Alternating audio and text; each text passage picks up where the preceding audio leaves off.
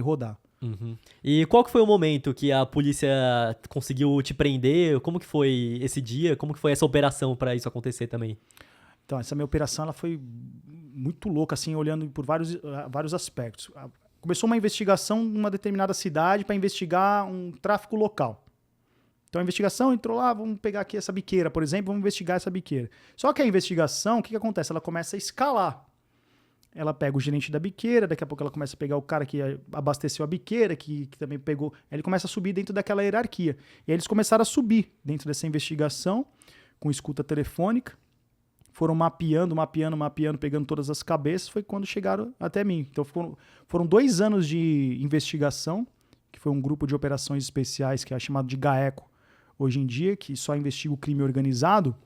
Eles começaram a investigar toda a estrutura do tráfico de drogas naquela região, e aí foram chegando nos cabeças.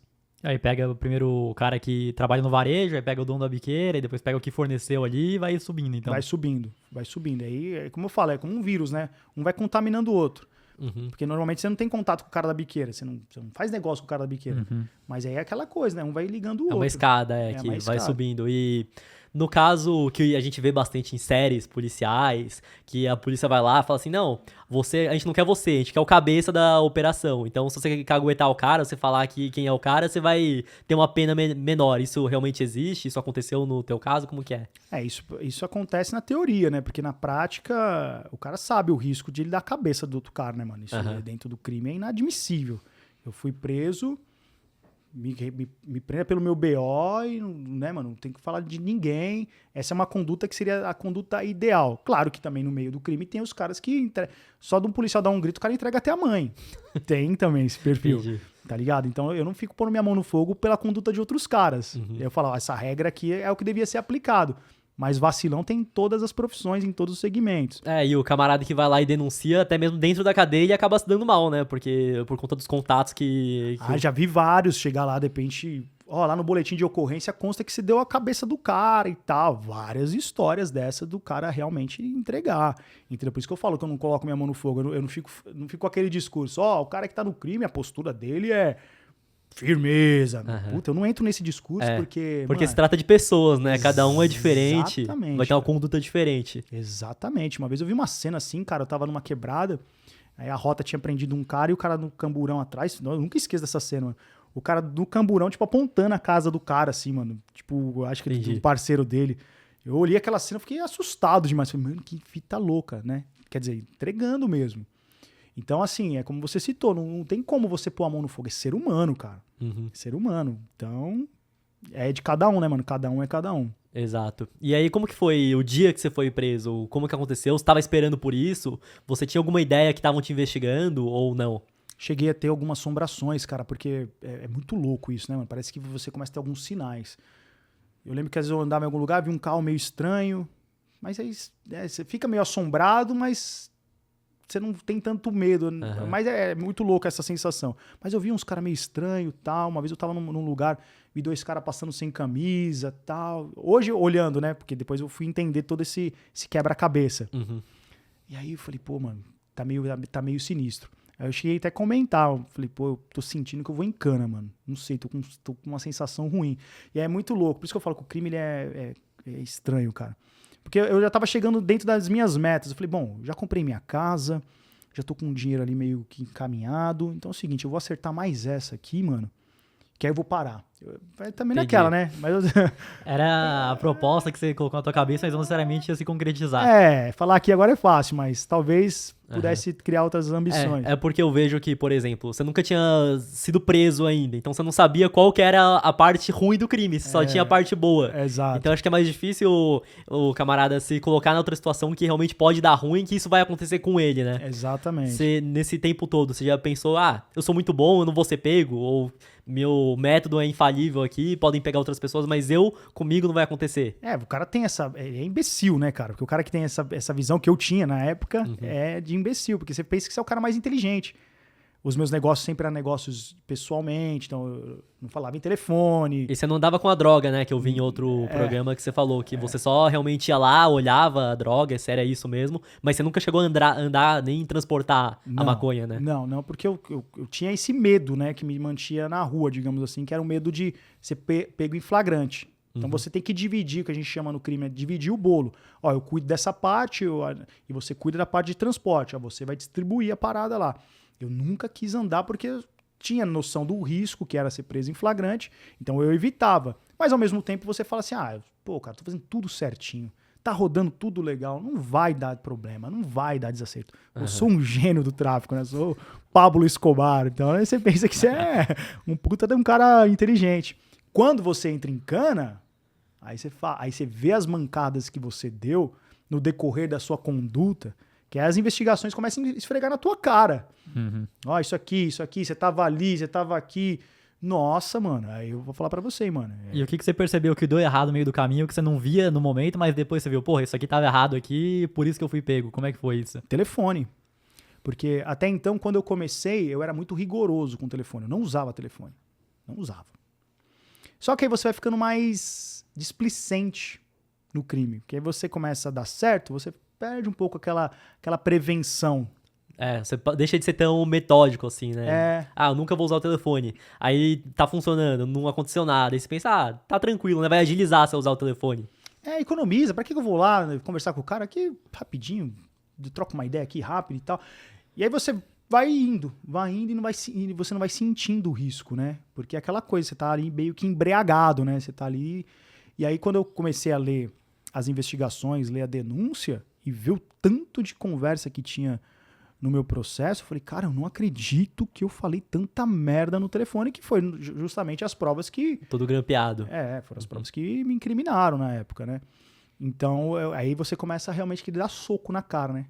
Aí você vê como você também falha, como você erra e como você também comete erros e você é burro em muita coisa que você acha que é esperto, né? Aquela arrogância, né? Eu sou esperto pra caramba, não vão pegar nunca. E o dia que pegaram? Invadiram tua casa, já tinha um mandato, já tava tudo certo? Foi de manhã, foi de noite?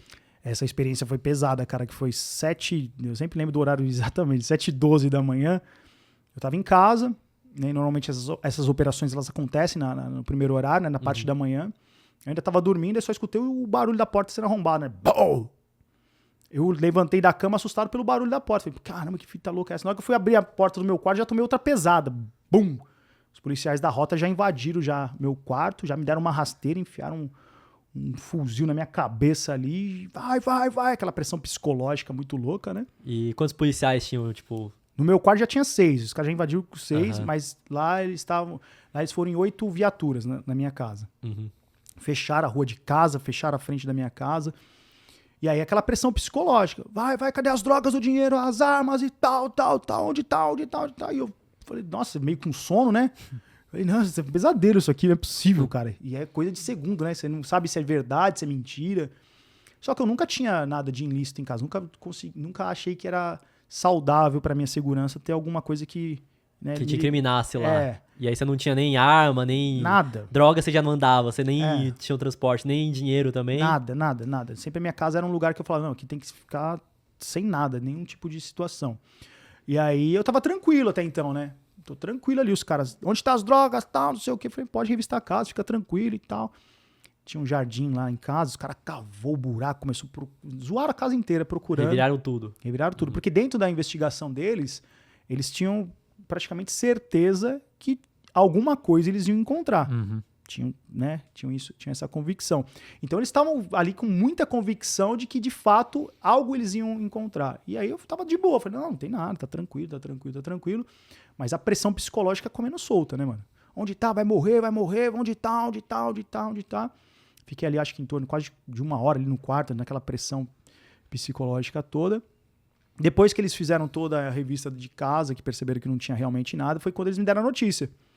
Falou, mas a gente tem um mandado de prisão aqui pra você, tem uma prisão temporária e você vai em cana. Nossa, aí meu chão meu chão caiu, velho.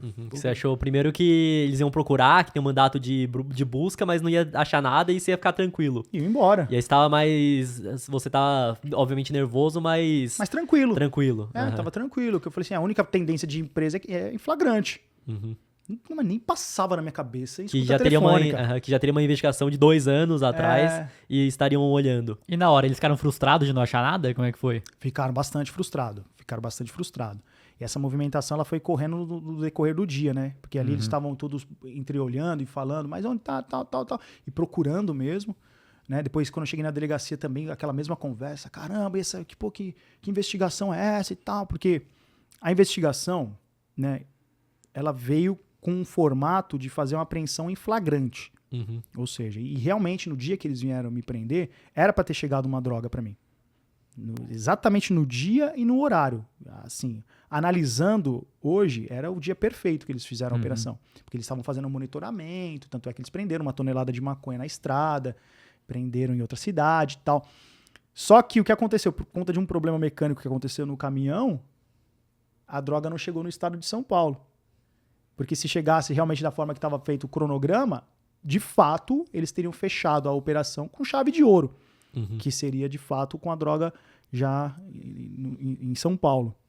Só que aí, né, mano, por conta desse problema mecânico, acabou não acontecendo, mas aí eles estão ali não sabendo que tinha acontecido o problema mecânico, até então as informações elas estão totalmente soltas, eles estão que nem louco procurando.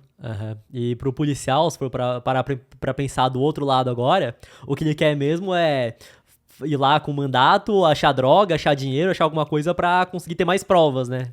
Eles iam me enterrar vivo de cadeia. Porque se eu tivesse sido preso naquela ocasião com a droga que eles estavam realmente em busca, até hoje eu estaria preso, com certeza. Então eu cumpriria aí de mais de 15 anos de prisão, com muita facilidade. Porque eles começam a desmembrar o processo, eles respondem por associação, depois se responde por tráfico, depois eles começam a criar um raciocínio jurídico em cima disso, que acontece com muitos caras que ficam presos aí 20, 30 anos, que eles começam a fazer uma estrutura dentro do direito que regaça a vida do cara. Então esse era o plano, olhando pelo olhar da investigação da polícia. E nesse dia, teve reportagem no jornal? Se apareceu na TV, se apareceu nas mídias, assim, por conta... Aconteceu que, quando eu saí, depois que eu fui pra frente da minha casa, tinha um monte de gente na frente de casa. O pessoal lá tirando foto, tinha umas 200 pessoas, que eram os vizinhos, assim, minha cidade pequena, nunca tinha ido à rota lá. E aí, depois também passou naquelas reportagens sensacionalistas, né? Os caras começando a falar, uma grande operação, foi preso, tal, não sei o quê, aí me colocaram até com PCC, membros do PCC e não sei o quê. E tudo isso me deixou com uma fama muito ruim. E aí foi o momento em que o meu nome começou a ser totalmente desmanchado, porque até então eu tinha uma vida, digamos, social normal. Quando se ventilou isso nas mídias, quando começou a sair isso no jornal, quando realmente teve a informação, cara, meu mundo caiu, assim, de forma absurda, mano. E pros familiares, as pessoas à sua volta que não sabiam de nada, foi um choque muito grande ter acontecido isso? Como que foi? Alguém da família sabia o que você fazia ou você não contava pra ninguém? Não, alguns tinham consciência, porque não tinha como... Tem situações que não é... Como é que você vai falar vamos supor, né, pra uma mãe, pra alguém que... De onde você tirou esse dinheiro? É muito difícil você manter uma mentira como essa... Por muito tempo, né? Que você ficou no tráfico de drogas por vários anos, né? Não tem como. Chega uma hora... Só que não tem apoio nenhum, né, cara? Aquela coisa que a família repudia total. O problema de você, quando é muito jovem, é que você se sente maduro o suficiente pra tomar certas decisões e certas escolhas. Volta ao que eu estava dizendo. Quando você vai atingindo uma certa idade, você percebe que a sabedoria tá nas pessoas mais velhas. E quando você fica mais velho, você vê também... que você tem uma maturidade maior para enxergar certas coisas. Como é que foi a primeira vez que você contou, por exemplo, pra sua mãe o que você estava fazendo? Foi uma decepção muito grande, né? Porque ela perguntou, onde você tá arrumando essas roupas, esse carro, como é que tá? Aí eu me senti, né, cara, assim, no dever de, como filho, jogar limpo. Falei, olha, tô fazendo isso e aquilo. Assim, você vê o olhar da pessoa de total decepção, porque não é aquilo que uma mãe desenha para um filho, né? E uma das minhas mensagens que eu tenho com o meu trabalho, principalmente na internet, é isso. Eu falo assim, às vezes o cara erra, o cara comete um crime, mas por trás disso tem uma mãe, tem um pai, tem a família que não tá ali aplaudindo o cara com a ação criminosa dele. E não se deveria estender o julgamento e a pena para essas pessoas. Tipo, para uma mãe, para uma esposa, porque muitas vezes eles não querem aquilo, porque sabe o fim daquilo. Sim. né? E as mães não querem, cria um filho, vai virar bandido, hein? Não vejo meu filho virar um assaltante de banco, Realmente, é. né? A última pessoa que vai aprovar uma mãe é um pai, é alguém não próximo da vai, família, assim. Não vai, cara. Então, é uma coisa muito triste. Só que você tá num cenário tão... Você tá tão embriagado pelo dinheiro, tão embriagado pelaquela vida que você tá levando, cara, que você não leva tanto em consideração. Você até fala, mas você fala, não, eu sei o que eu tô fazendo. Eu sei onde eu vou chegar, eu sei que vai dar certo. As pessoas falam, eu sei que eu vou parar, né? Que eu vou chegar em X quantia e eu vou ficar tranquilo. Vou parar e eu vou resolver tudo isso, vou resolver esses problemas, entende? É a nossa arrogância, né? De imaginar que a gente tem controle sobre tudo. A gente tem controle de muita coisa, mas tem coisas que a gente não controla. O cara que tá no crime, ele não controla se ele vai pra cadeia ou não. Sim. Ele sabe que existe um risco, mas ele não consegue controlar 100%. Eu vou controlar que eu não vou. Eu achava que eu nunca ia tirar um dia de cadeia. Que eu ia conseguir concluir todas as minhas metas ali e terminar lindamente. Coitado. Então, assim, é duro. Pra família é difícil também, né? Sim, com certeza. E como que foi do momento que te pegaram? Você já foi preso direto? Você ficou um tempo respondendo em liberdade o julgamento? Como que foi o processo pra realmente você ir pra cadeia? Fui preso numa prisão temporária que era... Como eles não tinham provas materiais, que seria a droga, eles precisavam formar provas como se fossem indícios e comprovar que eu fazia parte de um esquema de tráfico de drogas.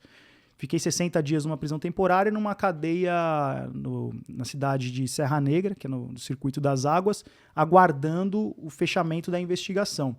Só que eu tô ali naquela comarca que a gente fala, que era uma cadeia bem pequena, uma cadeia como se fosse dentro de uma delegacia, precária pra caramba. Tô lá naquela e falei, mano, depois de terminar as temporárias, não vão ter prova, eu vou embora, né? Vou me soltar porque não tem como me segurar. Aí começa a vir aqueles advogados, os advogados começam a te vender um monte de ilusão. Não, fica tranquilo, me dá aí 20, 30 mil que eu tiro você da cadeia, aquela conversa toda. E quanto de patrimônio você tinha quando a polícia te pegou? De patrimônio eu tinha uma casa que eu perdi, tinha uns 3 carros também e tinha um capital que era o capital da droga. Então eu tinha mais ou menos em torno de um patrimônio de 1,5 milhão. Só que aí eu perdi o meu lucro todo que era da carga. Que era a droga que foi presa nessa operação, perdi minha casa. Isso em 2012. 12. Então, corrigindo pela inflação, já ia ser mais de 2 milhões de reais. Então, eu já tinha na minha cabeça qual que era a minha meta. Bom, se eu conseguir ter de dinheiro guardado aí em torno de 700, 800 mil reais, eu consigo abrir alguma coisa, entrar em algum negócio que eu consiga me libertar. Sinceramente falando aqui pra vocês, eu tinha o desejo de parar. Só que é muito difícil, que é aquela coisa de você colocar sempre mais uma meta. Eu vou só resolver mais um negocinho aqui. Eu lembro que quando eu comprei uma casa, eu falei assim, agora eu só vou imobiliar. A gente precisava mais de 100 mil pra imobiliar a casa. Aí eu falei, puta, eu tenho que fazer um COI aqui pra arrumar mais 100 conto. Então você fica entrando de ambição pra ambição. Aí você compra, uma vez eu lembro de um parceiro meu que falou, mano, eu tenho um iate top, velho, e tal, você vai... Quanto custa o iate? Custa ali 200 conto. Fichinha pra você, 200 cruzeirinho, né? Que diminuiu os 200 mil pra 200. Aí você pensa, com iatezinho, vou curtir mais na praia, vou ir lá, vou assar um churrasquinho lá, vamos fazer mais um corre aqui, é tipo isso. Você entendeu, cara? E aí você começa a entrar naquelas, né, mano? Você nunca tá satisfeito. Comprei o iate. Agora eu vou comprar um helicóptero, porque é o seguinte, eu mereço dar um rolê de helicóptero, eu vou dar um peão, né? Então você fica nessa, né, mano? Você entra nesses abismos da sua própria ambição. Mas até então, eu falei, bom, tem a casa, tô com dinheiro. Quando eu perdi tudo, mano...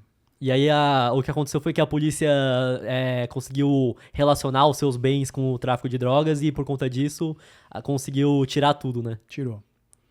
Aí realmente foi... Aí foram os 3 carros, a casa, o dinheiro que tava no lote da droga também. A loja da droga foi porque apreenderam o caminhão. Então o caminhão foi preso a droga. Então assim, ali já ficou um prejuízo de praticamente R$1 milhão, só ali. E aí a casa e os carros também estavam no teu nome, conseguiram relacionar e já levaram embora também, foi tudo pra leilão. Perdi tudo. Foi um baque assim, e até então eu tinha perdido tudo, e os caras me prometendo, os promotores de justiça, falaram assim, agora eu vou te arrumar 20 anos de cadeia.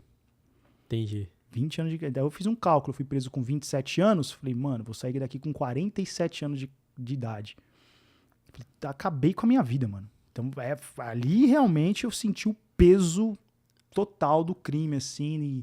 E foram 60 dias que você estava nessa dúvida, né, lá dentro, sabendo o que vai acontecer. Depois que passou esses 60 dias, decretou a prisão preventiva, que aí faz uma conversão. Sai da prisão temporária e entra numa prisão preventiva.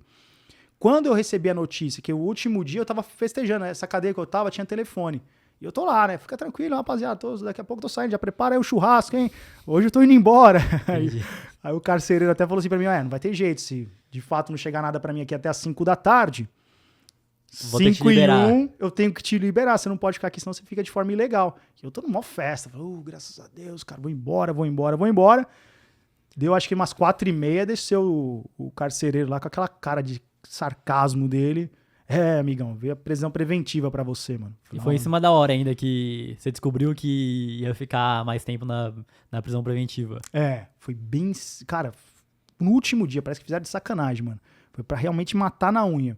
Que a investigação já tava rolando, já tinha as provas, só que eles ficaram segurando pra soltar, né? Porque eles têm que formalizar isso aí, né? Eles têm que pegar e tem que montar a denúncia, tem toda uma estrutura ali técnica que eles precisam, né, pra manter você preso. Aí quando veio a prisão preventiva, foi um balde de água fria, assim, terrível.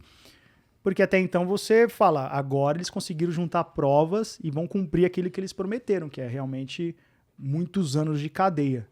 Né? Então foi um momento muito... Aí você é transferido, você sai daquela cadeia, que é uma comarca que você fica aguardando... Que é uma cadeia dentro da própria delegacia, né? Isso. Aí você sai dessa comarca e vai para um CDP, que é um centro de detenção provisório, que o regimento é muito mais rigoroso.